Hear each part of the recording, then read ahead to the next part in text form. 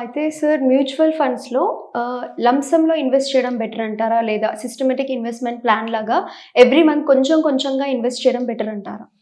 ఇది యాక్చువల్‌గా చాలా మందికున్న డౌట్ అండి ఇది. హ్మ్. కొంతమంది దగ్గర ఎలా ఉంటుందంటే మార్కెట్‌లో ఒకేసారి ఇన్వెస్ట్‌మెంట్ చేయకూడదు. వాలటాలిటీ ఉంటుంది. కాబట్టి ఎస్ఐపి వల్ల లాభం ఏంటంటే యావరేజ్ కాస్ట్ వస్తుంది అన్న థాట్‌లో ఉంటారు. అది 50% కరెక్ట్. మొత్తం కరెక్ట్ కాదు. ఇప్పుడు ఎవరి దగ్గరైతే లంసమ్‌గా ఆల్రెడీ అమౌంట్ ఉంది. నా దగ్గర 10,00,000 ఆల్రెడీ ఉన్నాయనుకోండి. 10,00,000 ఆల్రెడీ ఉన్నప్పుడు నేను ఎస్ఐపిలో వెళ్ళకూడదు. లంసమ్‌గా ఇన్వెస్ట్‌మెంట్ చేసేయొచ్చు. ఎందుకు అంటే మీకు ఎగ్జాంపుల్ చెప్తాను. మన దగ్గర ఒక 10,00,000 ఉన్నాయి. ఒక కార్ కొందాం అనుకున్నాం. 10,00,000 పెట్టి మనం కార్ కొనేస్తే మన 10,00,000కి కార్ వస్తుంది. అదే నేను లోన్ తీసుకొని కడతాను అని అనుకోండి. ఆ 10,00,000కి నేను ఇంకో 4,00,000 ఎక్స్ట్రా కట్టాలి. ఇంట్రెస్ట్. అప్పుడు మనకి ఈఎంఐ ఆప్షన్‌లో వెళ్తుంది. సో ఎస్ఐపిలో కూడా అంతే. మనం దగ్గర 10,00,000 ఉంటే ఒకేసారి 10,00,000 ఇన్వెస్ట్‌మెంట్ చేసాం మ్యూచువల్ ఫండ్స్‌లో. సపోజ్ మన ఇవాళ 70,000 లెవెల్‌లో ఉంది మార్కెట్. 70,000 లెవెల్‌లో 10,00,000 ఇన్వెస్ట్‌మెంట్ చేసేస్తే మీకు 70కి కొనేసారు.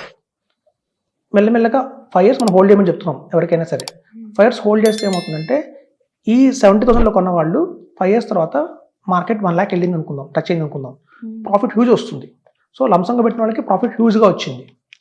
హ్యూజ్ ప్రాఫిట్ వచ్చింది. అదే ఎవరైతే ఎస్ఐపిలో కొనుక్కున్నారనుకోండి, వాళ్ళు 70,000లో కొంటారు. కొంత అమౌంట్ 75,000లో కొంటారు. కొంత 80,000లో కొంటారు. 90లో కొంటారు. 95లో కొంటారు. 1,00,000లో కొంటారు. సో వీళ్ళకి ఏంటంటే యూనిట్స్ కాస్ట్లీగా కొన్నారు వీళ్ళు. సో కాబట్టి ఏంటంటే లంసంగా పెట్టిన వాళ్ళకి లాభం ఎక్కువ. ఎస్ఐపి మోడ్‌లో వెళ్ళిన వాళ్ళకి లాభం తక్కువ. అయితే అనేది ఏంటంటే మార్కెట్ పడుతుంది కదా! 70,000లో కొన్నప్పుడు ఏమవుతుందంటేనండి మనం 10,000 పెడుతున్నాం. మనం లంసంగా ఇన్వెస్ట్‌మెంట్ చేయట్లేదు. ఎస్ఐపి మోడ్‌లో వెళ్తే ఓకే. పడింది. మార్కెట్ పడింది. మహా వెళ్తే 69కి వెళ్ళింది. ఆ 69లో మనం లంసంగా పెట్టట్లేదు కదా! పెట్టేది మళ్ళీ 10,000. ఆ 10,000కి ఎన్ని యూనిట్లు వస్తాయి? మళ్ళీ 68 దాకా వెళ్ళింది అనుకుందాం. 68లో కూడా మనం పెడుతున్న 10,000. 10,000కి పెద్ద మార్జిన్ పెద్ద యూనిట్స్ ఎక్కువ ఏమి రావు. దానికి తగ్గట్టు యూనిట్లే వస్తాయి. మళ్ళీ వెంటనే మార్కెట్ రైజ్ అయిపోయింది అనుకోండి. సో మనం లంసంగా పెడితే 10,00,000 పెడుతున్నాం. ఎస్ఐపిలో 10,000 పెట్టుకుంటూ వెళ్తున్నాం. సో 10,000 మనం తక్కువలో కొన్నది చాలా తక్కువ టైంలో కొంటాం. మనం ఇందాక అనుకున్నాం ప్రీవియస్ ఎపిసోడ్‌లో. ఇప్పుడు ఈ జిరోదా వచ్చిన తర్వాత, ఈ గ్రో యాప్ వచ్చిన తర్వాత మార్కెట్ పడే ఛాన్సెస్ తక్కువ ఉన్నాయండి అని చెప్పి. అవన్నీ ఒకప్పుడు ఒక లాంగ్ టర్మ్‌లో మేము ఎప్పుడైతే 15 ఇయర్స్ బ్యాక్ ఈ కెరీర్ మొదలుపెట్టామో ఆ టైంలో అలాగే చెప్పేవాళ్ళం. ఒక లిక్విడ్ ఫండ్‌లో వేయండి. లిక్విడ్ ఫండ్‌లో వేసి ఆ లిక్విడ్ ఫండ్ నుంచి మీరు కొంత ఈక్విటీలో వేయండి అని చెప్పేవాళ్ళం. కానీ ఇప్పుడు మారిపోయినాయి. ఎప్పుడైతే మార్కెట్ కండిషన్స్ మారిపోతున్నాయో ఆ పాత ఫార్ములా వర్కౌట్ కాదు ఇక్కడ. సో ఇప్పుడు కొత్త ఫార్ములానే వర్కౌట్ అవుతుంది. సో ట్రెండ్ మార్చుకోవాలి. అంటే మార్కెట్ ఎలా వర్క్ అవుతుందో దాని ప్రకారం మన ట్రెండ్ కూడా మారాలి కాబట్టి ఇప్పుడు ఉన్న కరెంట్ మార్కెట్ కండిషన్స్‌లో లంసమే బెటర్.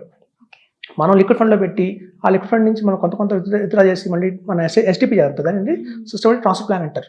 సో ఎస్టీపీ చేయడం కంటే కూడా లంసంగా బట్టి ఈక్విటీలో వెళ్ళడమే బెటర్. ఎందుకు అంటే ఇప్పుడు చూడండి చాలామంది ఏం చేసే పొరపాటు ఏంటంటే టాక్సేషన్. ఒకప్పుడు టాక్సేషన్ చాలా తక్కువగా ఉండేది. పెద్ద టాక్సేషన్ పడేది కాదు. మనకి టాక్సేషన్‌లో ఇండెక్సేషన్స్ అని చాలా బెనిఫిట్స్ ఉంటాయి. ఇప్పుడు అవి తీసేసారు. సో మనం లిక్విడ్‌లో పెట్టిన అమౌంట్ మీద విత్‌డ్రా చేస్తున్నామో దానికంతా లాంగ్ టర్మ్ క్యాలిక్యులేట్ ట్యాక్స్ అవ్వచ్చు. Debt category. డెట్ మీద ట్యాక్స్ ఎక్కువ ఉంటుంది ఈక్విటీ కంటే కూడా. సో మనం ట్యాక్స్ రూపంలో కూడా మనం చాలా కొంచెం కోల్పోతున్నాం.